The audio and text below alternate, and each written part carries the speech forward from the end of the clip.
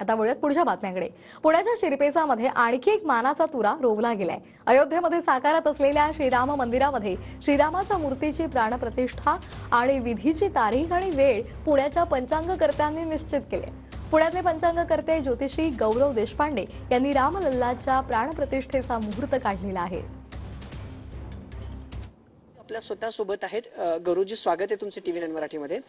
प्रभू श्रीरामांचं भव्य मंदिर होते आणि त्याचा मुहूर्त जो आहे तो तुम्ही दिलाय, काय या मागे नेमकं सगळं आहे? राम मंदिर ट्रस्टचे जे कोषाध्यक्ष आहेत माननीय गोविंददेव गिरीजी महाराज यांनी एप्रिल 2023 रोजी आम्हाला पाचारण केलं आणि तेव्हा असं सांगितलं की अतिशय शुद्ध असलेला जो मुहूर्त आहे रामचंद्रांच्या प्रतिष्ठापनेसाठी तो आपण काढून द्या, कारण प्रत्येक अंगाचा त्या दृष्टीने सखोल विचार करायला लागतो। तर सोमवारी जर प्राणप्रतिष्ठा केली तर लाभप्रद होते असं सांगितलंय सर्व जनतेला, प्रजेला। त्यामुळे सोमवार द्वादशी ही तिथी निश्चित झाली। त्याच्यावरनं 22 जानेवारी 2024 ही तारीख बघण्यात आली। वेळ काय असणार आहे सर? या 22 जानेवारी ही तारीख आहे, वेळ साधारण 11:15 नंतर याची वेळ सुरू होईल आणि स्थिर नवमांश म्हणजे 15 मिनिटाचा जो कालावधी, कारण पूजेची जी वेळ असते ना ती पूजा ही सकाळपासून सुरू होणार आहे। इतका मोठा विधी असतो प्राणप्रतिष्ठेचा।